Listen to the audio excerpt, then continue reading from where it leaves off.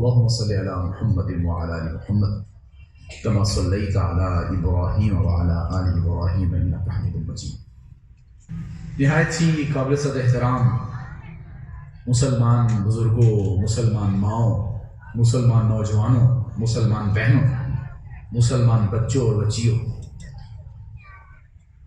ایک مسلمان ہی نہیں بلکہ ایک انسان کے لیے سب سے زیادہ ضرورت مسلمان کے لیے نہیں، صرف مسلمان کے لیے نہیں بلکہ کسی بھی مذہب سے تعلق رکھنے والے انسان کے لیے سب سے زیادہ ضرورت اس بات کی ہوتی ہے کہ اس کا اللہ اس پر رحمت فرما دے۔ اگر ایک انسان سب سے زیادہ محتاج اور حقیقی طور پر محتاج کسی کا ہے، حقیقی طور پر، تو وہ محتاج اپنے خالق حقیقی اللہ تبارک و تعالیٰ ہے۔ اور یہ ماؤں اور بہنوں سے میں گزارش کرنا چاہوں گا، بڑا دعاؤں کو کہا گیا ہے، بڑے دھیان سے سنیں، یکسوئی سے سنیں۔ ایک انسان کو سب سے زیادہ اگر ضرورت کسی ہستی سے تعلق رکھنے کی اور کسی ہستی کی طرف سے رحمت کی ہے تو وہ اللہ تعالیٰ کی ذات ہے۔ اور دوسری بات جو میں آپ کی خدمت میں عرض کرنا چاہتا ہوں کہ اگر اللہ تبارک و تعالی انسان کی ضرورتوں سے منہ موڑ لے، انسان کی ضرورتوں سے منہ موڑ لے، تو دنیا کی کوئی طاقت بھی انسان کا فائدہ نہیں کر سکتی۔ فرمایا، حدیث قدسی ہے، فرمایا اگر ساری دنیا کی مخلوقات مل کر ایک انسان کا فائدہ کرنے پہ آ جائیں اور اللہ تعالیٰ اگر اسے فائدہ نہیں پہنچانا چاہتا تو ساری دنیا ایڑی چوٹی کا زور لگا کر بھی اس بندے کو فائدہ نہیں پہنچا سکتی۔ اور اگر ساری دنیا کسی انسان کو مل کر نقصان سے بچانا چاہے، لیکن اگر اللہ تعالیٰ اسے نقصان پہنچانا چاہتا ہے تو ساری دنیا مل کے بھی کسی انسان کو نقصان سے نہیں بچا سکتی، نہیں بچا سکتے۔ اسی لیے میں نے شروع میں عرض کیا کہ ایک انسان سب سے زیادہ محتاج اگر کسی ہستی کا ہے تو وہ اپنے پیدا کرنے والے اپنے خالق حقیقی رب ذوالجلال کا ہے۔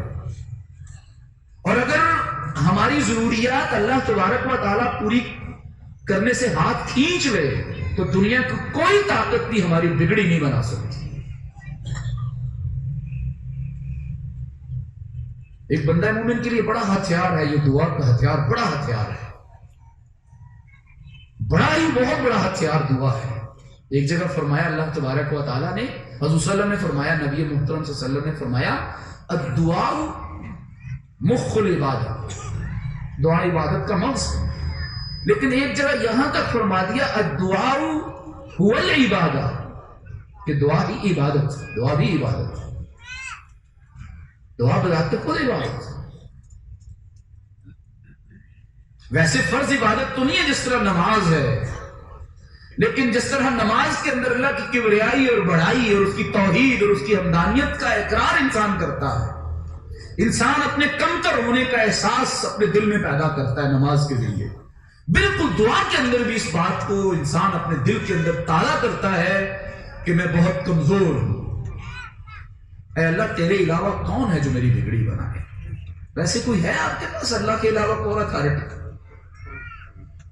ابھی زور لگائے نا یہ سارے سیکولر سائنٹسٹ اور ٹیکنالوجی پر ایمان لائے ہوئے لوگ جو کہتے ہیں دنیا گلوبل ولیج بن گئی ہے اور ٹیکنالوجی کا زمانہ ہے، اب اسلام کے غلبے کی ضرورت نہیں ہے، اب عقل کافی ہے۔ یہ زور لگائے نا بارش برسانے کے معاملے میں، اللہ سے کیوں مانگتے ہو بارشیں؟ بارشیں اللہ سے مانگو، سردی گرمی اللہ سے مانگو، فصلیں اگانے کے لیے تم اور اسے پکانے کے لیے اللہ کی قدرت سے تم مانگتے ہو، لیکن جہاں پر تمہارے اختیارات آ جاتے ہیں اللہ سے بغاوت اختیار کرتے ہو اور کہتے ہو کہ ہم عقل سے اس کام لیں۔ سب سے پہلا اور آخری سہارا صرف اور صرف اللہ کی ذات ہے۔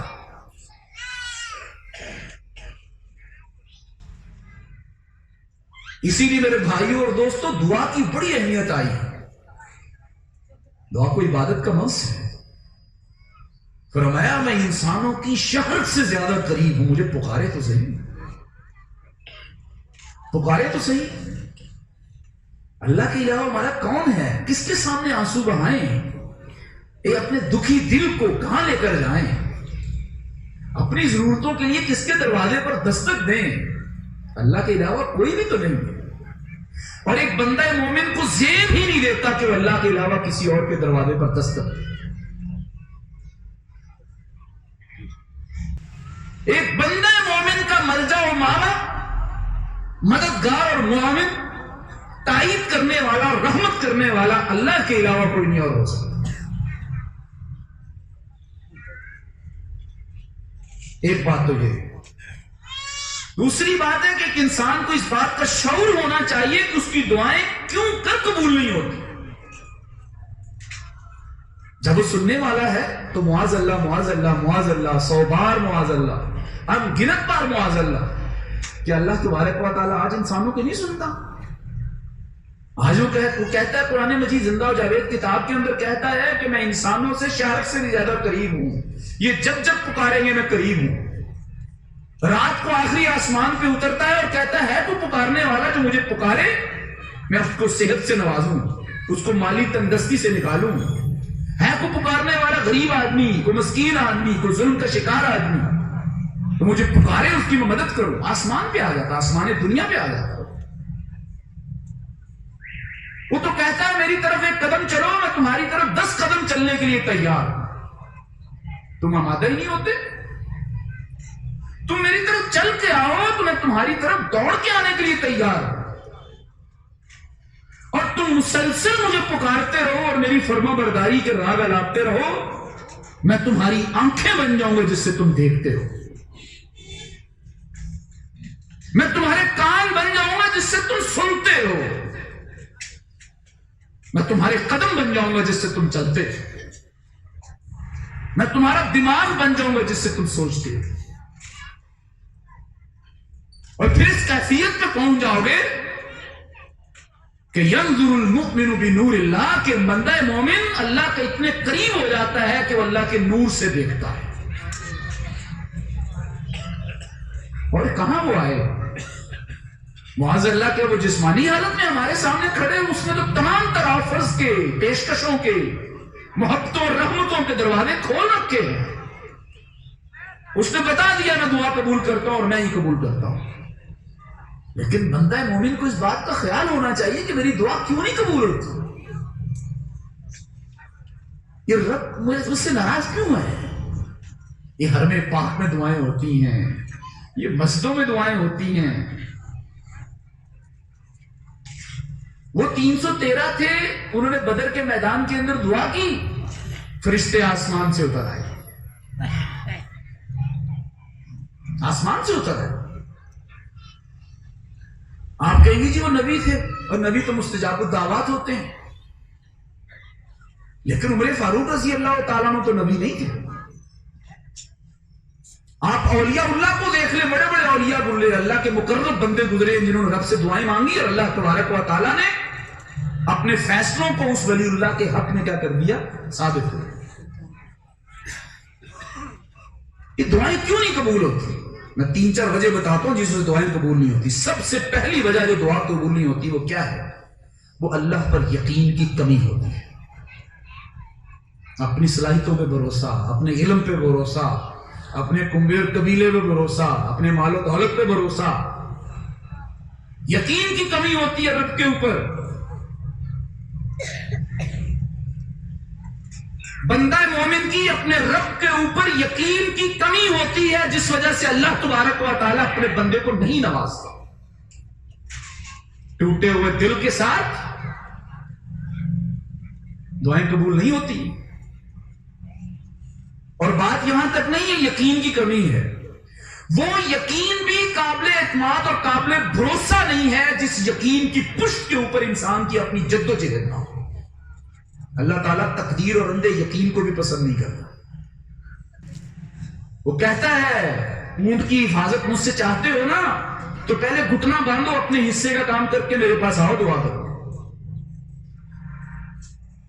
دوسری بات جس وجہ سے دعا قبول نہیں ہوتی وہ یہ وجہ ہے کہ انسان صرف اللہ سے مانگتا ہی مانگتا ہے، اللہ کے حقوق کو ادا نہیں کرتا، تب دعا قبول نہیں ہوتی۔ یہ تو عجیب سودا، نقد ہے، اس ہاتھ دے اس ہاتھ لے، ایسے کو تیسا ہے، تالی دونوں ہاتھوں سے بجے گی۔ انسان اللہ کے حقوق پورے نہیں کرتا، اپنی ذمہ داریوں کو ادا نہیں کرتا، اللہ نے جو کام ذمہ لگایا وہ نہیں کرتا، اس کے نتیجے کے اندر یہ ہوتا ہے کہ دعا قبول نہیں ہوتی۔ تیسری بات جس وجہ سے دعا قبول نہیں ہوتی ہے، میں قرآن کی انہیں آیات کا خلاصہ بیان کر رہا ہوں۔ تیسری آیات جس وجہ سے قرآن مجید کا جس وجہ دعا قبول نہیں ہوتی وہ کیا ہے؟ وہ میاں بیوی کے حقوق کے معاملے کے اندر مرد عورت کے حقوق پورے نہیں کرتا اور عورت مرد کے حقوق پورے نہیں کرتے، ان کی دعا قبول نہیں ہوتی۔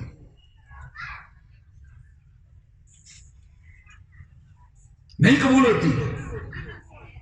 اللہ تعالیٰ اپنے عرش کے نیچے اللہ تعالیٰ اپنے عرش کے سائے کے تلے اس کو جگہ نہیں دے گا، اس عورت کو اور اس مرد کو جو ایک دوسرے کے حقوق پورے نہیں کرتے رہے۔ اچھا جی، ایک حقوق تو وہ ہے جو ظاہری طور پہ نظر آ رہے ہیں، روٹی دینی ہے، خوراک دینی ہے، دوا دینی ہے، گھر دینا ہے، ایک تو یہ حقوق ظاہری طور پہ نظر آتے ہیں۔ ایک حقوق حیا سے تعلق رکھتے ہیں میری بہنوں اور میرے نوجوان دوستوں اور بھائیوں، یہ وہ حقوق ہوتے ہیں جن کا میری بیگم کو نہیں پتا کہ میرا شوہر میرے ساتھ کیا برت رہا ہے، پردے کے پیچھے کیا کرتا ہے، گھر سے باہر میری بیگم کیا کرتی ہے۔ یہ وہ حقوق ہیں کہ جس کے بارے میں حضور صلی اللہ علیہ وسلم نے فرمایا اپنے بستر کی حفاظت کرنے والے ہوں۔ مادی اعتبار سے ایک عورت اور مادی اعتبار سے ایک مرد اگر اپنے گھر والوں کے حقوق پورے کر رہا ہے لیکن وہ اخلاقی اور حیا کے اعتبار سے ایک دوسرے کے حقوق پورے نہیں کر رہے تو بھی دعا قبول نہیں ہوتی۔ خیانت ہے، بددیانتی ہے، پیٹھ پیچھے چھرا بونکنا ہے، اور اللہ تعالیٰ ایسے مکار آدمی کی اور مکار عورت کی دعا قبول نہیں کرتی۔ چوتھی وجہ جس کی وجہ سے دعا قبول نہیں ہوتی وہ یہ ہے کہ کسی کا مال آپ نے ناحق غصب کر لیا، حرام خوری کر لی ہے کسی انسان نے، اور جس پیٹ کے اندر ایک حرام کا نوالا چلا جائے اللہ تبارک و تعالیٰ 40 روز تک اس کی نماز قبول نہیں کرتا۔ ہماری دعائیں کیوں نہیں قبول ہوتی کو سمجھ لگے گی، میں مزید وضاحت کروں گا، ابھی تو اشارے دے رہا ہوں۔ 40 دن تک اس عورت اور اس مرد کی اور اس مسلمان کی دعا قبول نہیں ہوتی جس کے پیٹ کے اندر ایک حرام کا نوالا چلا جائے۔ اب میڈیکل بھی اس بات کو ثابت کرتی سرنڈر کرتی ہے، گھٹنے ٹیک چکی ہے میڈیکل سائنس میں۔ کیسے؟ ایک نوالے سے بننے والے جو آپ کی باڈی کے اندر بلڈ سیلز ہوتے ہیں وہ 40 دن تک زندہ رہتے ہیں باڈی میں، 40 دن کے بعد نئے سیلز بنتے ہیں۔ جب تک وہ بلڈ سیلز موجود ہیں باڈی میں جسم کے اندر، اس وقت تک اللہ تبارک و تعالی اپنی رحمت کو اور انسان کی خباثت کو اکٹھا نہیں کر سکتا، نہیں کر سکتا۔ اس لیے 40 دن تک نماز قبول نہیں ہوتی۔ نبی کی اطاعت ہوگی خالص اطاعت، اور یہ بندگی کا طریقہ جہاں بندگی صرف اور صرف اللہ کا حق ہے وہیں پر بندگی کا طریقہ صرف اور صرف نبی سے سیکھا جائے گا اور کسی سے نہیں سیکھا جائے گا۔ بعد از خدا تو ہی قصہ مختصر۔ جس طرح اللہ کے علاوہ کوئی بڑا نہیں ہے اسی طرح اللہ کے بعد نبی محترم کے علاوہ کوئی بڑا نہیں ہے۔ جس طرح اللہ کے علاوہ کسی کی بندگی نہیں کی جا سکتی بالکل اسی طرح محمد صلی اللہ علیہ وسلم کے علاوہ کسی سے بندگی کا طریقہ سیکھا نہیں جا سکتا۔ فرمایا وَإِذَا سَأَلَكَ عِبَادِي عَنِّي فَإِنِّي قَرِيبٌ، جب کبھی بھی لوگ آپ سے میرا نام پتر پوچھیں، میرا ایڈریس پوچھیں، میرے بارے میں جاننا چاہیں تو اے نبی کہہ دو فَإِنِّي قَرِيبٌ، بس کس کے میں کہاں ہوں، میں بہت قریب۔ دروازے کھلے ہیں میرے، ذرا اپنائیت کا احساس دیکھیے ذرا، واللہ وقت نہیں ہے، بڑی نکتہ افرینی ہو سکتی ہے۔ عبادی کتنی اپنائیت ہے، یہ نہیں کہا جب کبھی مجھ سے آپ سے مسلمان پوچھے، نہیں، کوئی بھی بندہ میرے بارے میں پوچھتا ہے، کوئی بھی پوچھتا ہے، یہ میرے بندے ہیں، میرے علاوہ کہاں جائیں گے؟ میرے دروازے کے علاوہ تو دروازہ ہے ہی ان کے پاس. مجھے پتا ہے ان کی تمام تر ضرورتوں، ان کی تمام تر ذہنی الجھنوں، ان کی تمام تر قلبی مصیبتوں اور مشکلوں اور گھبراہٹوں کا علاج اور مرہم صرف میرے پاس. میرے بندے ہیں. اپنائیت کا انداز دیکھیں رب کیسے پکار رہا ہے. بہتر ہے کہ باوضو ہو کے دعا مانگ لی جائے، لیکن اس کافر کا کیا قصور ہے جو ہدایت پانا چاہتا ہے وہ ناپاک ہے؟ تو کیا اسے ہدایت پانے کے لیے پہلے وضو کر کے دعا مانگنی پڑے گی جب وہ بھٹکا ہو اور وہ کہہ رہا ہے یا اللہ مجھے تو ہی، یا اللہ پتہ نہیں تو کیا ہے، مجھے تو ہی بتا دے میں کیا کروں؟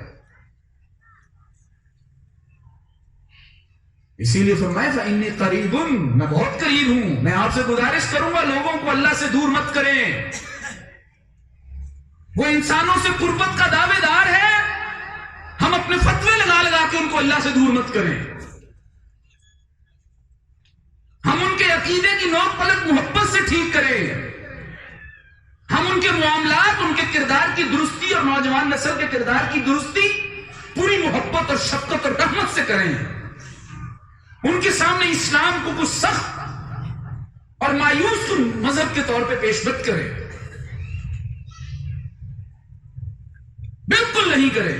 اللہ بہت آسان ہے اور اسلام بہت آسان ہے. فإنی قریب، بہت قریب ہوں. اجیب دعوت الداعی، میں جواب دیتا ہوں، میں رسپانس دیتا ہوں. اجیب کا مطلب رسپانس دینا. یہ انگلش پڑھے ہوئے لوگ، رسپانس دیتا ہوں، جواب دیتا ہوں، ریجیکٹ نہیں کرتا. میرے دروازے بند نہیں ہیں. میری آپ کی جمع کی ہوئی فائلیں میں داخلے دفتر نہیں کر دیتا، اور آپ کی ہوئی پٹیشنز اور آپ کی طرف سے آئی ہوئی فائلوں کے اوپر گرد نہیں پڑی رہتی. ادھر سے آپ نے فائل جمع کروائی نہیں، ادھر سے میرے پاس سنوائی شروع ہو جاتی ہے. بلکہ اس سے بڑھ کے یہ ہے کہ آپ کے دل کے اندر خواہش ابھی کروٹ لے رہی ہوتی ہے، اور میں جان جاتا ہوں کہ میرا بندہ کیا خواہش رکھتا ہے. اجیب دعوت الداعی اذا دعان، جب کبھی بھی پکارنے والا مجھے پکارتا ہے. اذا دعان، جب کبھی بھی پکارتا ہے. جب کبھی سے کیا مراد ہے؟ مشکل میں پکارے، تنگی میں پکارے، کسی بھی وقت میں پکارے، میں اسے جواب دیتا ہوں. لیکن اگلی بات سنیے گا کیا ہے. میں سنتا ہوں معاذ اللہ معاذ اللہ معاذ اللہ 100 بار معاذ اللہ، میں کسی کا دشمن نہیں ہوں، میری ذاتی دشمنی کسی کے پاس نہیں ہے. معاذ اللہ معاذ اللہ معاذ اللہ، میں گونگا اور بہرا نہیں ہوں. یہ مفسرین نے الفاظ لکھے ہیں جگہ جگہ، مجھے نہ پکڑ لیجئے گا. میں گونگا اور بہرا نہیں ہوں، میں سمیع بصیر ہوں. میں سنتا ہوں، میں دیکھتا ہوں، تمہاری حالت سے آگاہ ہوں. تم مجھے پکارتے ہو، لجاجت سے پکارتے ہو، میں سنتا ہوں. تم رو رو کے پکارتے ہو، میں سنتا ہوں. آنسو بہا کے پکارتے ہو، میں سنتا ہوں. لیکن میری بات بھی تو سنو. کیا فَلْيَسْتَجِيبُوا لِي، اے محمد یہ آپ سے میرے بارے میں پوچھتے ہیں اور مجھ سے دعائیں مانگتے ہیں، مجھ سے مشکلات حل کروانا چاہتے ہیں، مجھ سے اپنی ذہنی اور قلبی اور دلی الجھنوں کو دور کرنا چاہتے ہیں، لیکن انہیں چاہیے کہ فَلْيَسْتَجِيبُوا لِي، انہیں چاہیے میری بھی تو سنیں. جی ہم نہیں سنتے اس کی تو وہ تو سنتا ہے نا جی. ہماری اللہ پابند نہیں ہے میرا اور آپ کا. اس کی رحمت اتنی بے قدر نہیں ہے کہ وہ ان لوگوں پر بھی رحمت کرتا رہے جو رحمت کی قدر نہیں کرتے. فَلْيَسْتَجِيبُوا لِي، انہیں چاہیے میری بھی سنیں. اب میں اس کو عملی طور پہ بتاتا ہوں. میں نے تمہیں بتایا ہے کہ تمہاری تہذیب اور ثقافت کیسی ہونی چاہیے، تمہارا ٹی وی اور میڈیا کیسا ہونا چاہیے، تمہارا نظام تعلیم کیسا ہونا چاہیے. تم دعا مانگتے ہو یا اللہ حیا عطا فرما، حیادار اولاد عطا فرما. تم نے اپنی اولادوں کو کس حیا کے تحت رکھا ہے؟ جبکہ اللہ کہتا ہے، میں نے پہلے ہی اس دعا اور اس مسئلے کا حل بتایا ہے، ان الذین یحبون ان تشیع الفاحشۃ فی الذین آمنوا فلہم عذاب علیم. جو لوگ اپنے اختیارات کا غلط استعمال کرتے ہوئے مسلمان معاشروں کے اندر بے حیائی پھیلاتے ہیں، اللہ نے فرمایا ہے کہ ان کے لیے دردناک عذاب ہے. آپ کا میڈیا کیا کر رہا ہے؟ اولادیں کہاں سے حیادار ہوں؟ دعاؤں سے حیادار نہیں ہوتی، دعاؤں سے فصلیں نہیں ہوا کرتی، دعاؤں سے مکانات نہیں بنا کرتے. اپنا خون جگر دینا پڑتا ہے، محنت اور وقت صرف کرنا پڑتی ہے. دعا جب قبول ہوتی ہے، یہ اصول یاد رکھیں، جب دعا اور آپ کے عمل کی ڈائریکشن ایک ہو. ثوابی کی گاڑی میں بیٹھ کر لاہور وقت پر پہنچنے کی دعا کرنا،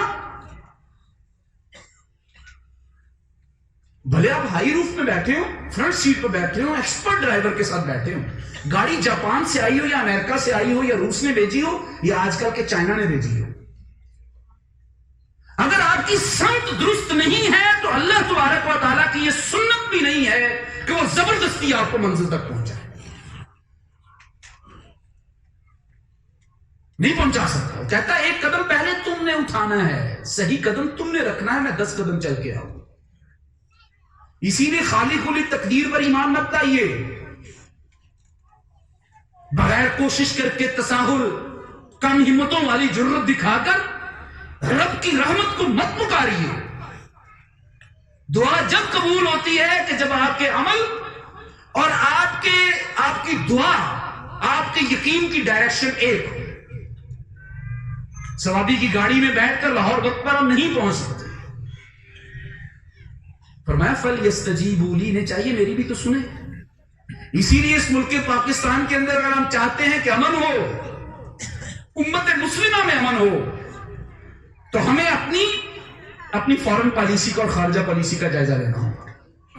اولادیں حیادار ہوں، ہمیں اپنے نظام تعلیم اور انٹرٹینمنٹ کے اور تفریحی تمام ذرائع کا، وہ میڈیا کا ذریعہ ہو، اس کا جائزہ لینا ہوگا.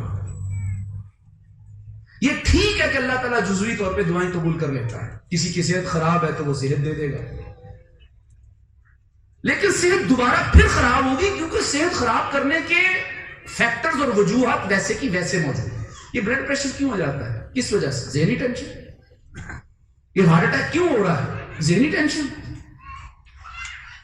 جب تک آپ ان ذہنی الجھنوں کو دور نہیں کریں گے، اس وقت تک یہ بیماریاں بار بار پلٹتی رہیں. اسی لیے فرمایا فَلْيَسْتَجِيبُوا لِي، کہ یہ میری بھی تو سنیں، میری بھی تو سنیں. آگے فرمایا جب یہ میری سن لینا تو میرا پیش کیا ہوا حل اتنی جلدی ان کو ٹھیک نہیں کرے گا. لام حالہ جو بگاڑ انہوں نے پیدا کر دیا ہوا آہستہ آہستہ ٹھیک ہو. مریض یکدم تو ٹھیک نہیں ہوگا. ڈاکٹر کہتا ہے بیوی دیکھو، میری ماں جی دیکھو، آپ علاج کروانے آئی ہو، جلدی نہیں ہوتا، وقت لگے گا اس میں. تمہاری معیشت ٹھیک ہونے پہ، معاشرت ٹھیک ہونے پہ، تمدن ٹھیک ہونے پہ، تمہارا نظام تعلیم بدلنے پہ وقت لگے گا. مجھ پہ بھروسہ کرو. وَلْيُؤْمِنُوا بِي، مجھ پر کیا کریں گے پھر؟ اے اللہ کا اے محمد، آپ سے میرے بارے میں پوچھتے ہیں، میں دعا سنتا ہوں، ان کو چاہیے کہ یہ میری دعا بھی تو سنیں، میری بات بھی تو سنیں. وَلْيُؤْمِنُوا بِي، اور کیا کریں؟ مجھ پر یقین کریں. وقت لگے گا. اچھا، یہ میں ایک بات یہاں ریلیٹ کرنا چاہتا ہوں، اگر آپ سن رہے ہیں. اس میں کوئی شک نہیں کہ ملک پاکستان کے حالات، کوئی بھی لیڈر آ جائے، یہ اسلام حالات بدلنے کے لیے آیا ہے. یہ اسلام اور قرآن مجید تلاوت کے لیے نہیں آیا.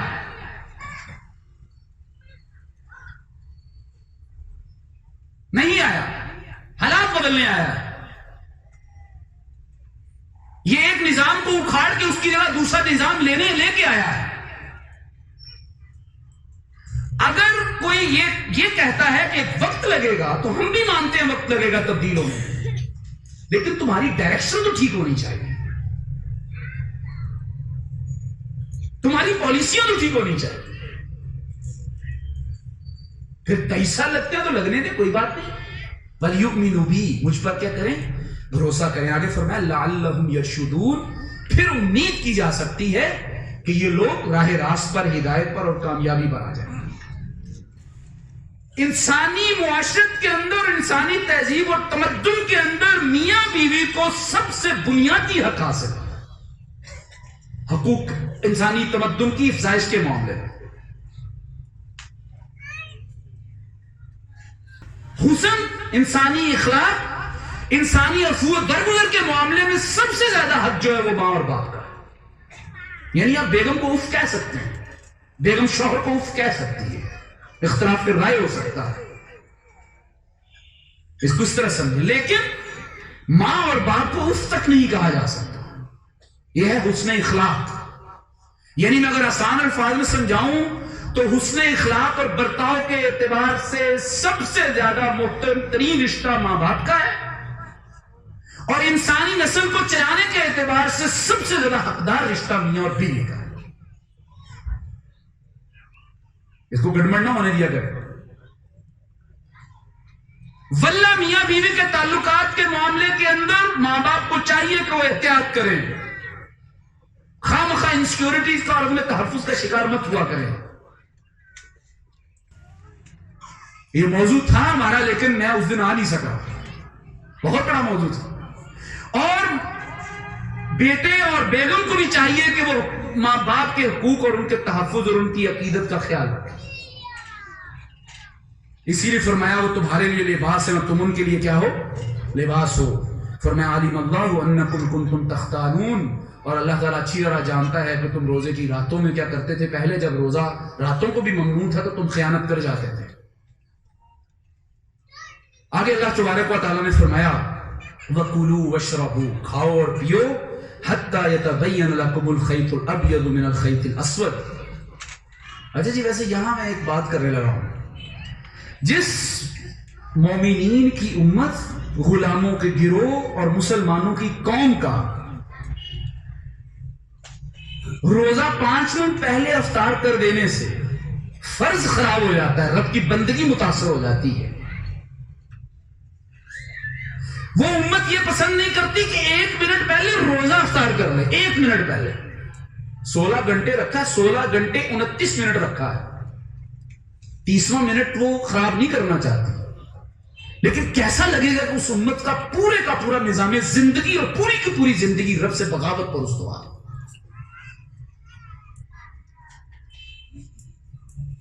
جو امت اس بات کو پسند نہیں کرتی کہ وہ سحری کرتے ہوئے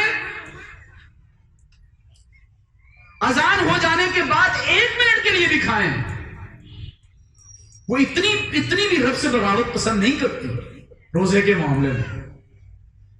لیکن اسی امت کا عملی زندگی کے اندر رویہ یہ ہو کہ معیشت رب سے بغاوت، سودی معیشت، معاشرت اور تہذیب اور تمدن سودی معیشت، اس کا طرز تعمیر مغرب اور یورپ کا دیا ہوا، مغرب اور یورپ کا دیا ہوا۔ 5 مرلے کا پلاٹ لیتے ہیں، اب آدھا ننگا ہوتا ہے، لوٹا جو ہے وہ میچنگ رکھتے ہیں، لوٹا بھی میچنگ رکھتے ہیں، پہلے یہ احتیاط کرتے ہیں تعمیر کرتے ہوئے، لیکن بعد میں برا سا کپڑا آگے لٹکا دیتے ہیں۔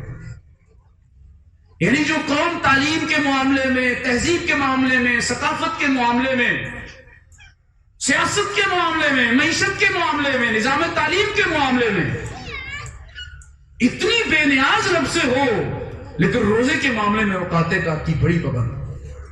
اللہ تعالیٰ ایسے 2 راہیں پر کھڑی قوم، 2 کشتیوں میں سوار قوم کو منزل تک نہیں پہنچاتا، ان کی دعائیں قبول نہیں کرتا۔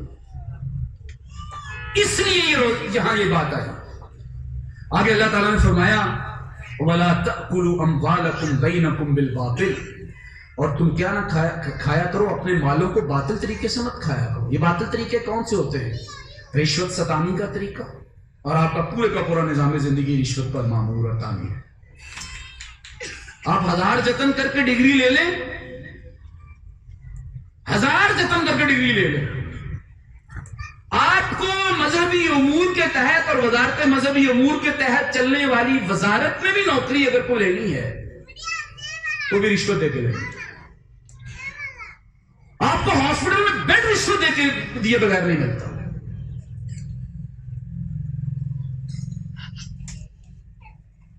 فرمایا اپنے مالوں کو غلط طریقے سے، باطل طریقے سے مت کھایا کرو۔ رشوت، سود خوری، آپ کا پورا نظام زندگی سود پہ استوار ہے،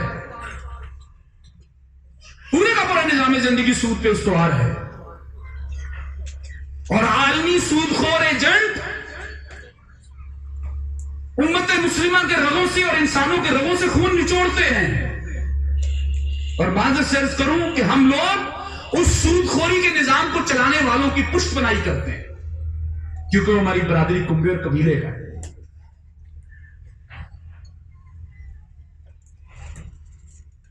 ہماری برادری کنبے اور قبیلے کا، اسی لیے وہ اسلام، میری بات سن لیں، آپ کا وہ اسلام جو آپ نے قبول کیا ہے، اگر وہ آپ کو بازار معیشت، بازار سیاست، بازار عدالت، بازار کچہری منڈی اور بازار، بازار صلح و جنگ